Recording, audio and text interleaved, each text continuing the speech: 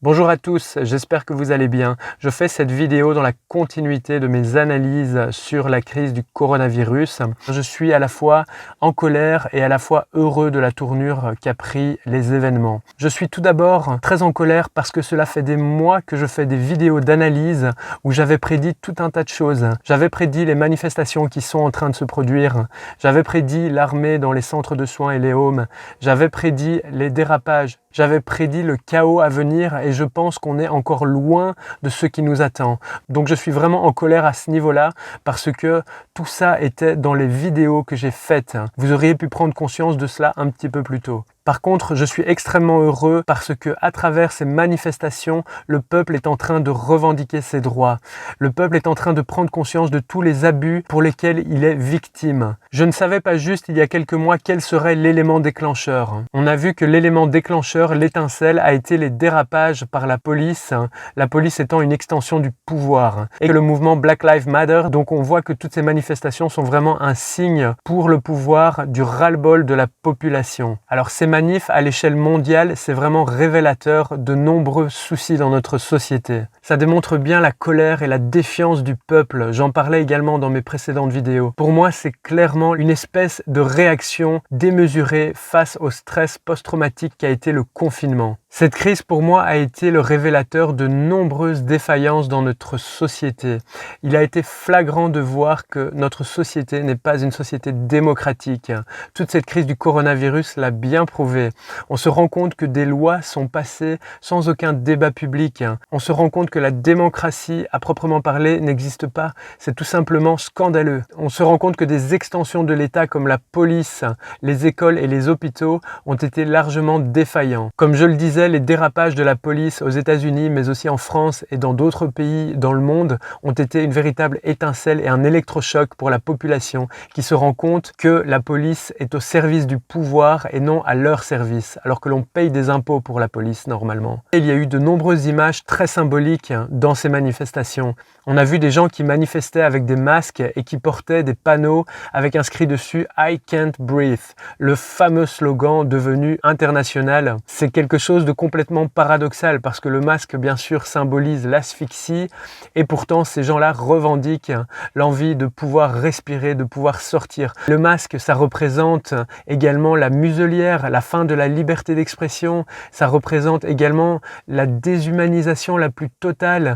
On cache le sourire des gens, on cache l'expression des gens, on empêche les gens de se rapprocher, la distanciation sociale de 1,50 m étant imposée même au sein des familles, au sein des groupes d'amis. Donc il y a une part de déshumanisation, il y a une part d'humiliation aussi. On nous considère comme des animaux, on nous empêche de manifester, nos libertés de base ont été bafouées, nos droits constitutionnels, notre liberté de travailler, notre liberté de nous rassembler, notre liberté de bouger, nos libertés qu'ont nos enfants de recevoir une éducation libre, de recevoir une éducation de qualité dans des conditions optimales. Alors le comble du comble, la cerise sur le gâteau, on a vu des infirmiers dans les groupes de manifestants se faire maltraiter par la police, alors que ces infirmiers étaient littéralement le dernier rempart face au fléau du Covid-19. C'était eux qui étaient au front, c'était eux qui étaient là pendant le pic sans se plaindre. Et ces infirmiers ont parfois été maltraités, violentés par les policiers, les extensions du pouvoir dans le cadre de ces manifestations. Il y a une autre image très symbolique et importante, et bien c'est le lieu choisi par ces manifestants. À Bruxelles, c'était le palais de la justice. Il n'y a pas message plus clair aux autorités. Les gens sont à la recherche d'une nouvelle justice. Les gens sont à la recherche de lois équitables qui respectent leur liberté constitutionnelle. Eh bien, je trouve cela très louable. Par contre, comme je le disais dans mes précédentes vidéos, il ne faut vraiment pas tomber dans le piège de la violence, car les autorités risquent d'interdire ces manifestations si les gens tombent dans le piège de la violence. Et ils risquent de les réprimer par des mesures encore plus violentes. Donc il faut prendre des mesures légales et juridiques. C'est le seul moyen. Pour moi, le confinement a été clairement une mesure moyenâgeuse, complètement disproportionnée. Le mouvement de contestation du peuple contre les violences policières et contre les mesures des autorités, clairement pour moi dépasse de loin le mouvement Black Lives Matter, ce mouvement de citoyens qui se battent pour leur liberté, selon moi utilise en partie le mouvement Black Lives Matter comme un prétexte pour pouvoir revendiquer leurs droits tout simplement, pour toutes les races, pour toutes les couleurs, et c'est tant mieux. Comme je le disais au début de ma vidéo, je suis heureux car la soumission et le silence des citoyens se transforment enfin en action. Mais je pense que les actions juridiques auraient beaucoup plus d'efficacité que des actions par la violence. Donc il est vraiment important de rester pacifique durant ces manifestations. Une petite note, s'il n'y a pas de deuxième vague malgré les rassemblements de dizaines de milliers de personnes qui se sont agglutinées ensemble, eh bien clairement on pourra dire que les mesures de confinement n'étaient pas adaptées parce que ça voudra dire que les gens auraient pu sortir, que les gens auraient pu se rassembler, auraient pu voyager les uns à côté des autres en portant des masques bien sûr et en respectant une certaine distanciation sociale, bien que durant ces manifestations je ne pense pas que la distanciation sociale était respectée. Dans tous les cas, c'est toujours bien de revendiquer ses droits, j'en suis persuadé, et ces manifestations prouveront de manière empirique eh bien, si l'on peut sortir, se rassembler avec des masques, s'il n'y a pas d'impact sur le nombre de contaminations, eh bien cela prouvera que l'on a le droit de se rassembler et que le confinement était complètement exagéré, inapproprié, inadapté et incohérent. On est vraiment en train de vivre une ère historique sur le plan socio-politico-économique. Alors pour moi, la situation risque de s'aggraver encore si les autorités ne prennent pas en compte le besoin de liberté des gens. C'est tellement important. On risque vraiment une guerre civile, on risque une implosion du système. Les gens ne font plus confiance aux autorités, ils ne font plus confiance à la police, ils ne font plus confiance aux écoles, ils ne font plus confiance aux hôpitaux. La situation est vraiment très grave. Alors je pense qu'il faut tout de même rester très optimiste. C'est une période de grands changements. Il faut croire dans les ondes positives. Je pense qu'une amélioration est possible. Il faut prendre toutes ces manifestations comme un électrochoc. Selon moi, on risque vraiment et malheureusement une guerre civile le jour où les policiers eux-mêmes ne soutiendront plus le pouvoir en place car les autorités actuelles ne tiennent que par ce filet de policiers qui les soutiennent. Mais ces policiers eux-mêmes sont des êtres humains. Dans le tas, il y a des gens dont les droits sont bafoués également. On voit que des syndicats de policiers également s'indignent pour leurs conditions de travail, pour leur salaire. Donc on voit que toutes les tranches de la population sont touchées. Il ne reste que les privilèges de certains fonctionnaires, que les privilèges des gens qui sont au pouvoir. La société ne tient que par ces gens qui ont ces derniers privilèges. Mais ça ne concerne que quelques centaines de personnes, voire peut-être que quelques personnes qui sont vraiment au top du pouvoir. Mais le jour où on atteint une guerre civile, ce sera dramatique. Et tout ça, je l'avais annoncé dans mes vidéos également. Donc s'il vous plaît, n'agissez pas par la violence, utilisez votre intelligence. On voit que de plus en plus de gens se révoltent donc contre ce système. On voit aussi clairement une panique des autorités dans tous les pays, dans toutes les grandes nations, dans tous les pays européens, aux États-Unis. On voit que les dirigeants se sentent en sursis. On voit qu'ils ne tiennent que par un filet de policiers qui sont à leurs bottes. On voit que les citoyens sont catalogués, étiquetés, contrôlés, mais c'est très dangereux tout cela. Les dirigeants ont choisi cette crise. Ça a été une véritable orchestration d'une grande mise en scène, d'un grand test de soumission internationale auquel ont participé toutes les autorités des grandes nations. Mais le peuple n'est pas dupe et le peuple au final a toujours raison. On voit que dans les états d'urgence, des lois complètement farfelues sont votées au quotidien, sans débat public, sans l'appui des parlements. On n'a plus vraiment l'impression d'être une démocratie. Pour moi, c'est vraiment très dangereux tout ça. Donc les autorités ont peur, elles essayent d'interdire ces manifestations. Mais la défiance du peuple se marque bien. On l'a vu à travers la haie de déshonneur en Belgique des personnels soignants quand Wilmès, la première ministre, est venue rendre visite dans un hôpital. Les gens ne croient plus le pouvoir et je crois vraiment qu'aux prochaines élections, tous ceux qui sont dirigeants vont être rapidement remplacés. Et je pense qu'il faudrait mettre en place des élections très rapidement. Et il faudrait mettre en place des élections par Internet, des référendums instantanés. Cela aurait évité des manifestations, cela aurait évité des dérapages et cela aurait permis de mettre en place des lois et des normes votées par le peuple et pas par une poignée de dirigeants. Les autorités ont vraiment mis le doigt dans un engrenage très dangereux. Ils essayent de faire tenir le système à travers la planche à billets en soutenant les banques. Les banques sont aussi une autre extension de l'État. D'ailleurs, c'est la seule extension de l'État des autorités qui tient le coup parce qu'elle est soutenue massivement par les banques centrales à travers l'impression de billets.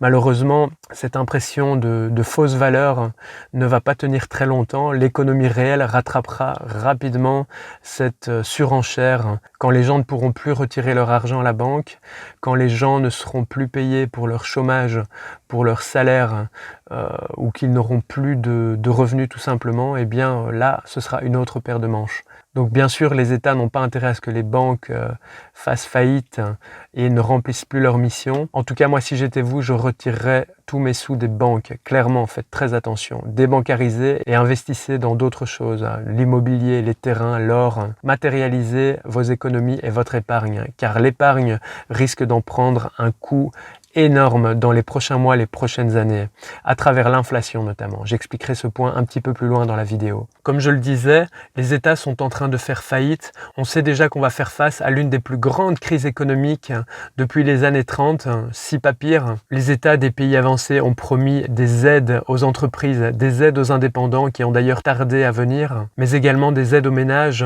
des aides de chômage pour toute une série de la population. Néanmoins, cela va affaiblir l'économie de manière dramatique. Comme je le disais tout à l'heure, la planche à billets ne fonctionnera pas très longtemps.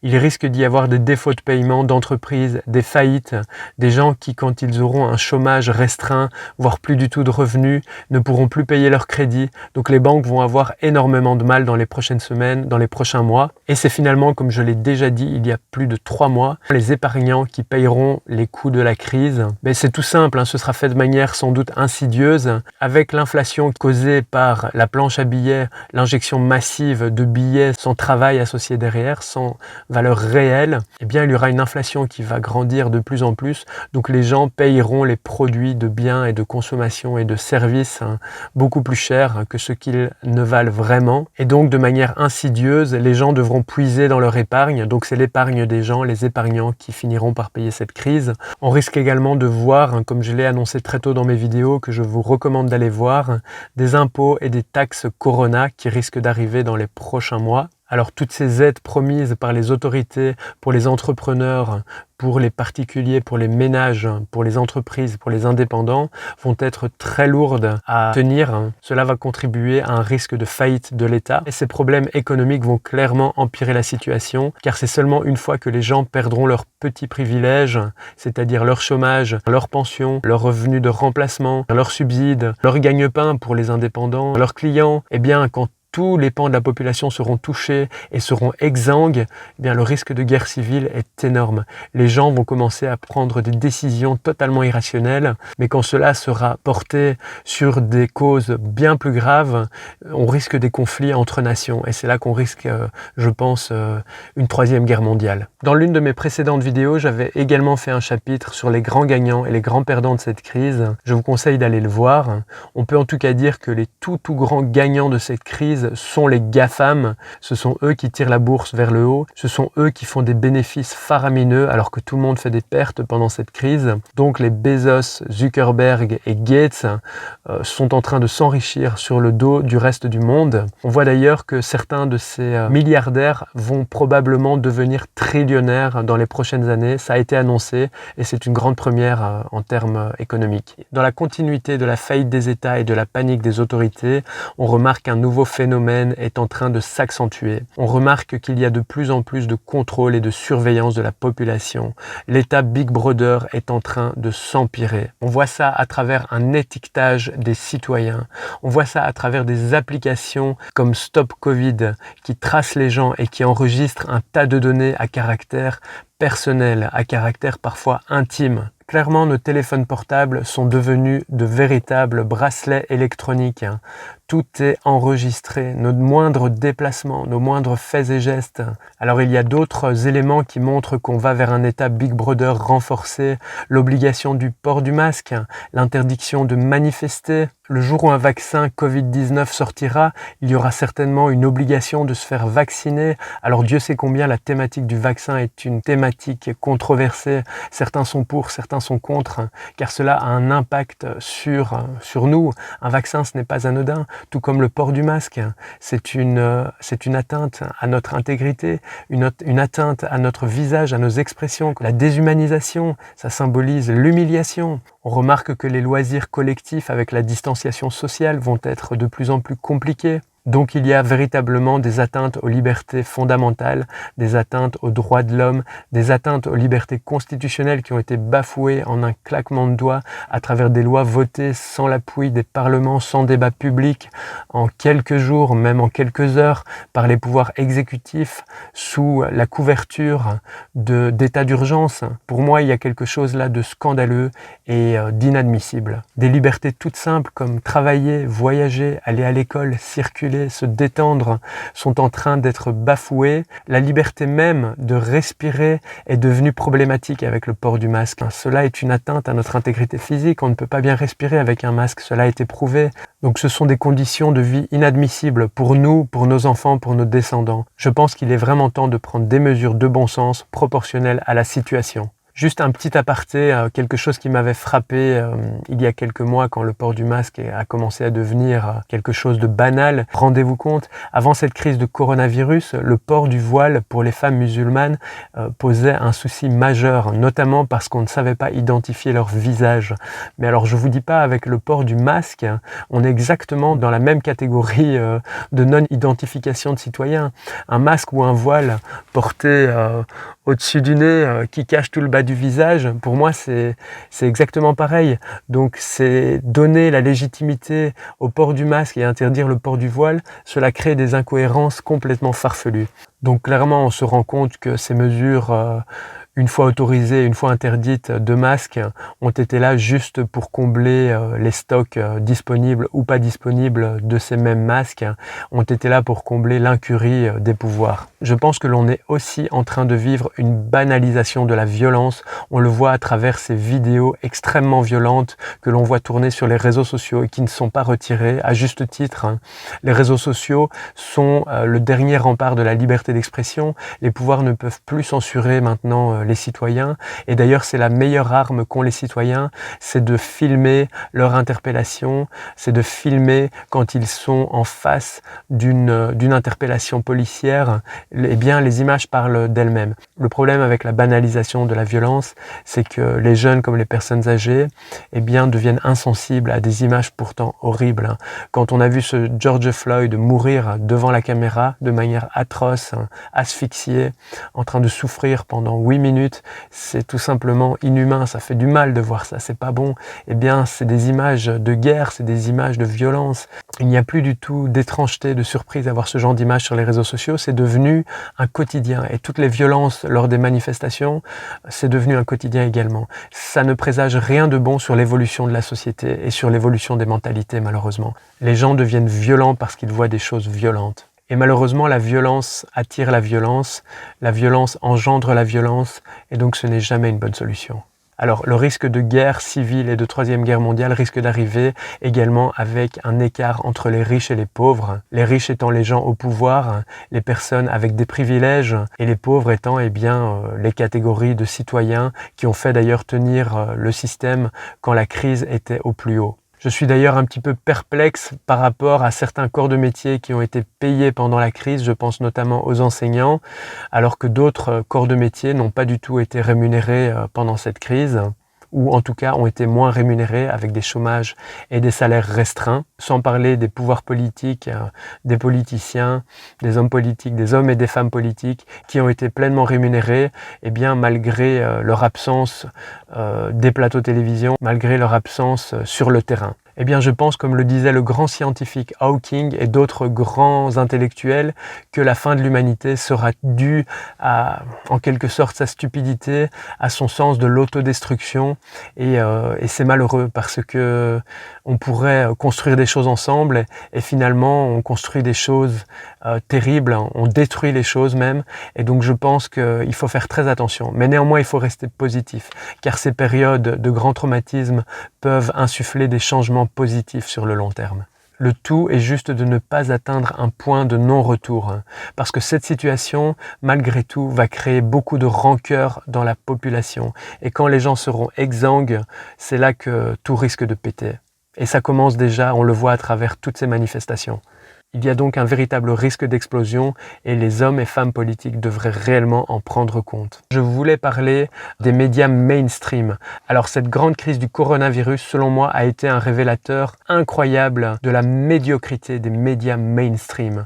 On a vraiment pu se rendre compte à quel point les grands journaux et les grandes chaînes de télévision subsidiées et soutenues par les autorités et les États étaient des pantins de ces derniers. On a vraiment l'impression que ces médias et les personnalités journalistiques qu'il y a dans ces médias sont de simples porte-parole du pouvoir en place. Mais c'est scandaleux parce que normalement, les journalistes doivent représenter le quatrième pouvoir. Les journalistes se doivent un devoir de vérification de leur contenu. Ils se doivent un devoir de confrontation des personnes à qui ils donnent la parole. Ils doivent apporter une autre vérité et pas que la vérité du gouvernement. Eh bien, tous les médias traditionnels, ceux qui sont justement les plus vus, les plus consultés, ceux dans lesquels le public a le plus confiance, tous ces médias traditionnels ont été à la botte des pseudo-experts choisis par les autorités, choisis par les groupes qui étaient en place lors de la gestion de crise, des groupes qui ont été mis en place par les autorités, par le pouvoir. Mais c'est pas normal, il n'y a pas eu de contrebalance, il n'y a pas eu d'équilibre avec des voix du peuple. On a vu des pseudo-experts sortis de nulle part 24 heures sur 24. Ces journalistes à la botte du pouvoir représentent vraiment, pour moi, des collaborateurs dangereux, des collabos, on peut le dire. Ils n'ont aucune légitimité journalistique, ils n'exercent pas de débat public en donnant la parole à des journalistes indépendants, à des citoyens, et ils font passer des lois sans aucune légitimité comme des vérités absolues, des mesures anticonstitutionnelles. Le problème, c'est que la plupart des gens font une confiance aveugle à ces médias mainstream. Ils ne se rendent pas compte qu'il y a des voix indépendantes, qu'il y a des voix différentes. Le but de ces médias est de maîtriser les opinions publiques. Personnellement, j'ai un master en journalisme obtenu dans la même école que la première ministre actuelle en Belgique, notamment l'IEX.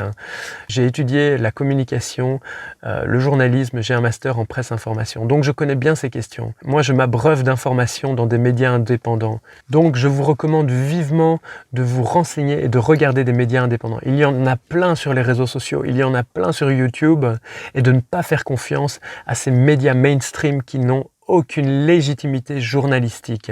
Dans ces médias que sont notamment la RTBF en Belgique, RTL, qui je trouve a déjà un petit peu plus de légitimité parce que c'est une chaîne privée, donc qui fonctionne différemment qu'une chaîne publique qu'est la RTBF en Belgique, mais il y a également, je pourrais citer en France, TF1, France 2, France 3, tous ces médias et les grands journaux que sont Le Monde en France, que sont La Libre Belgique, Le Soir en Belgique, et la plupart des journaux que nous connaissons tous par cœur, toutes les paroles, tous les mots, toutes les analyses et toutes les interviews dans ces médias sont triées sur le volet.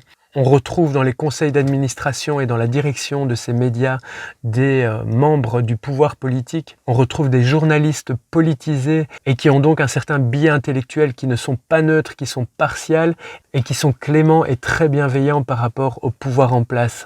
Tout simplement parce que ces médias sont subsidiés par le pouvoir, comme je le disais. Donc les médias indépendants qui sont subsidiés par leurs utilisateurs et non par le pouvoir sont vraiment à regarder. Donc cette crise n'a pas été que la faillite de l'État, elle a été la faillite des médias mainstream. Je parlais des extensions du pouvoir, que sont les écoles, que sont les banques, que sont la police, que sont les hôpitaux. Eh bien, il y a une dernière extension du pouvoir, ce sont les médias mainstream, justement. Mais cette crise a été un révélateur incroyable. Elle a montré que ces médias mainstream étaient en faillite également. Les gens finiront par ne plus leur faire confiance, car on n'y voit qu'une seule parole, on n'y voit qu'un seul type d'information. Alors malheureusement, il existe également un petit peu de censure sur les réseaux sociaux, sur YouTube et sur Facebook. Les précédentes vidéos que j'ai faites sur ces thématiques, ces analyses sur la crise du coronavirus sont toutes passées sans difficulté sur Facebook. Par contre, sur YouTube, ça a été une vraie galère. Dès que les mots confinement, dès que les mots coronavirus sont détectés de manière vocale dans la vidéo ou qu'ils se trouvent en mots-clés ou dans la description de la vidéo, eh bien, ces vidéos sont censurées. C'est-à-dire qu'il est impossible de les monétiser, il est impossible possible d'en faire la publicité. Et le problème, c'est que sur YouTube, si on ne fait pas un peu de publicité, eh bien les vidéos ne génèrent aucune vue et on ne touche aucun public, donc ça n'a strictement aucun intérêt. Mon but étant de vous conscientiser et de vous donner une parole différente de celle que vous voyez dans les médias mainstream. C'est pourquoi je vous demande de partager ces vidéos sur YouTube, de laisser un commentaire et de les liker. C'est le seul moyen de court-circuiter les algorithmes de YouTube et de donner un petit peu plus d'audience à ces vidéos. Donc j'ai eu pas mal de mal à poster mes vidéos d'analyse avec une voix discordante sur les réseaux sociaux. J'ai eu également énormément de mal à les partager au sein des médias traditionnels. Alors j'ai eu la chance d'avoir un article dans Le Vif l'Express, qui est un grand magazine en Belgique. On pourrait le catégoriser, l'étiqueter comme un média mainstream, bien qu'ils font tout de même beaucoup de reportages à caractère incisif. Mais à part cet article dans Le Vif, j'ai été complètement censuré des médias mainstream et cela est tout à fait logique. Et pourtant, ce n'est vraiment pas faute d'avoir essayé, car j'ai envoyé mes analyses sous forme de carte blanche littéralement à tous les médias français et belges francophones. Eh bien, je n'ai tout simplement reçu aucune réponse. Je pense que ma voix était trop discordante. C'est dommage parce que l'on vit en démocratie. Il faudrait donc qu'il y ait une parole du peuple, ce qui n'est pas le cas. D'autant plus que j'ai des compétences en écriture et en expression vidéo. On pourra vraiment dire qu'au XXIe siècle, l'humanité aura connu une quantité pharaonique de cataclysmes et de grands traumatismes. Je pense notamment en premier lieu au dérèglement climatique que l'on vit depuis quelques dizaines d'années, si pas plus. On a vu ce dérèglement climatique à travers la fonte des glaciers, à travers les grands incendies en Australie, en Amazonie et dans d'autres lieux, à travers le réchauffement climatique et bien d'autres phénomènes. On a aussi vécu beaucoup plus récemment le terrorisme, donc qui nous a tous touchés, pays occidentaux et pays en développement. On a vécu des tsunamis, on a vécu des tremblements de terre et d'autres catastrophes naturelles. On a vécu, bien entendu, la Première et la Deuxième Guerre mondiale. Nous vivons actuellement une pandémie sans précédent. Alors tous ces cataclysmes ont été accompagnés de crises économiques qui sont elles-mêmes de grands traumatismes. Donc ces crises économiques qui amplifient les drames humains et les tragédies avec des krachs boursiers, avec des faillites, avec des gens qui meurent de faim, des gens qui ne savent plus bien se soigner et plein d'autres drames à l'échelle familiale comme à l'échelle nationale, voire internationale. Alors il y a d'autres traumatismes que nous n'avons pas encore vécus. Je pense ici notamment à des catastrophes nucléaires. En tout cas, on ne les a pas encore vécues en Belgique et en France, et j'espère que ça n'arrivera jamais. Je pense aussi à des chutes d'astéroïdes. Bon, c'est quelque chose d'un petit peu plus loufoque, mais c'est déjà arrivé dans l'histoire de la Terre. Je pense aussi à une invasion d'extraterrestres, pour partir dans des théories encore plus loufoques.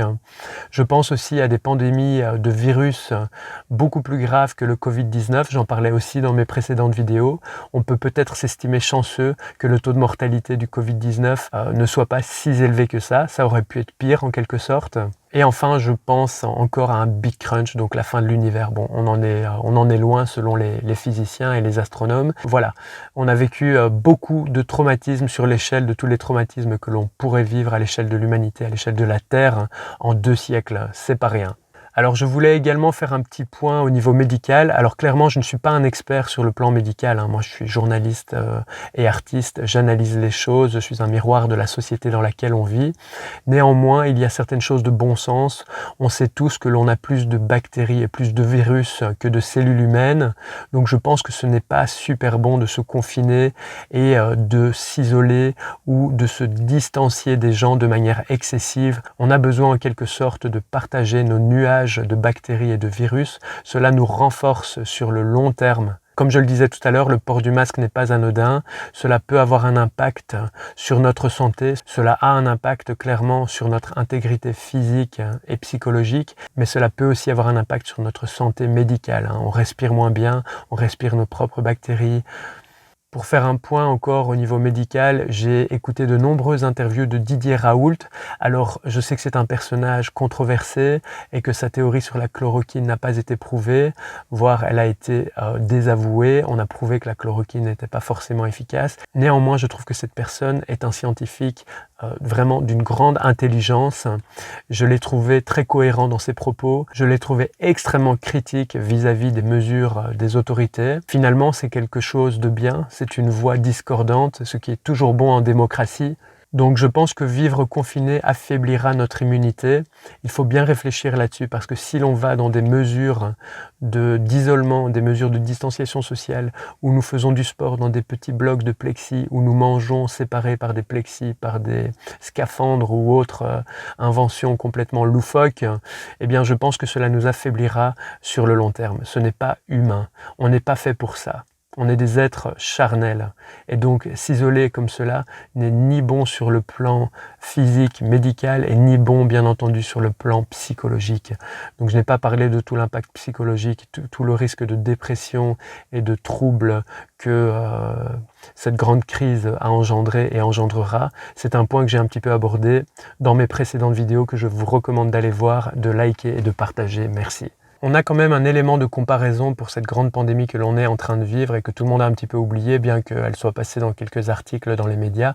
Eh bien, il y a la fameuse grippe de Hong Kong, que tout le monde a un petit peu oublié et qui a pourtant fait quasiment le même nombre de morts en France et dans d'autres pays européens.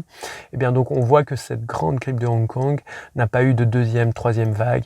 Elle est partie aussi vite qu'elle est venue. Et donc, est-ce que l'on oubliera un jour le Covid et la crise du Covid-19 comme on a oublié la grippe de Hong Kong? Peut-être pas, parce qu'à l'époque, il n'y avait pas eu de confinement comme celui qu'on a vécu pour la crise du Covid-19 et qui était donc un traumatisme supplémentaire. Enfin, sur le plan médical, je voulais dire que si un jour on trouve un vaccin, ce qui a l'air probable, ou un médicament efficace, eh bien toutes les mesures qu'on a mis en place concrètement dans les entreprises, dans les restaurants, dans sa maison, dans les écoles, eh bien elles risquent d'être caduques. Donc ça aura été beaucoup de chamboulements sociétal et de dispositifs qui risquent peut-être de devenir inutiles, car on risque de trouver un vaccin qui va changer la donne du jour au lendemain. Donc ça fait beaucoup de changements de vie, d'investissement, peut-être pour rien. D'ailleurs, ce vaccin, j'espère sincèrement qu'il sera dans le domaine public, sinon ça va être vraiment quelque chose, un enjeu de business économique pas possible. Et puis, si on ne trouve pas de vaccin, il y a également aussi de fortes chances que la pandémie touche à sa fin d'elle-même. Alors, il y a plusieurs théories là-dessus. Je ne m'avancerai pas par rapport à ces théories, car je n'ai pas assez de connaissances en tant qu'épidémiologiste ou virologue. Donc, certains disent qu'il n'y aura pas de deuxième vague. Certains disent qu'il y aura une grosse deuxième vague l'hiver prochain. Franchement, il y a trop d'incertitudes pour le moment. J'avais juste dit dans une de mes précédentes vidéos que les virus qui touchent les poumons n'aiment pas les chaleurs et n'aime pas l'été, ce qui est en train de se vérifier actuellement. Néanmoins, il y a aussi l'effet bien entendu du confinement que nous avons vécu qui fait son effet, et donc peut-être que ce n'est pas que les chaleurs estivales, que le confinement a fait son effet. Donc sincèrement, pour la deuxième vague, je ne peux pas me prononcer, on verra ce qu'il advient. Je voulais également parler des vidéos de mon compatriote Jean-Jacques Crèvecoeur et de Thierry Casanova, et également de Monsieur Talal. Alors je sais qu'ils ont fait une vidéo ensemble et qui font beaucoup de vidéos de manière individuelle sur ces thématiques, sur les thématiques de la santé, sur des thématiques sociétales pour Jean-Jacques Crèvecoeur. Alors je l'ai découvert récemment après avoir commencé mes premières vidéos et bien entendu je partage plusieurs de ces points. Néanmoins je me distancie sur certaines de ces théories, notamment ces théories du complot. Je ne partage pas ces points de vue et ces théories du complot sur le vaccin notamment, et également je me distancie à eux quand ils disent que le sida n'a jamais existé ou que l'on peut guérir du sida sans médicaments. Je pense que les propos de ces personnes sont des voix discordantes, et comme je le disais tout à l'heure, plus il y a de liberté d'expression, plus il y a de voix discordantes, mieux c'est. J'en fais partie et c'est un contre-pouvoir qu'il ne faut pas négliger en démocratie. C'est quelque chose de précieux. Je vous serais vraiment reconnaissant si vous pouviez partager mes vidéos, si vous pouviez partager celles-ci sur Facebook, sur YouTube, si vous pouviez vous abonner à ma page et éventuellement laisser 1 ou 2 commentaires. Cela permettra d'améliorer son référencement et que plus de gens voient mes vidéos. Alors je travaille sur mes fonds propres, je suis 100% indépendant et mon but est simplement d'informer, d'alarmer et éventuellement de faire quelques prédictions sur l'avenir. Je vous recommande vraiment d'aller voir mes anciennes vidéos sur cette crise. Vous serez étonné de voir comme j'avais prédit presque à la lettre tout ce qu'il s'est produit. Prenez soin de vous et je vous dis à bientôt dans l'une de mes prochaines vidéos qui d'ailleurs ne porte pas que sur des analyses de cette grande crise que nous sommes en train de vivre. Mes autres vidéos portent sur parfois des sujets plus artistiques et plus légers. Donc je vous invite vraiment à les découvrir. À bientôt mes amis!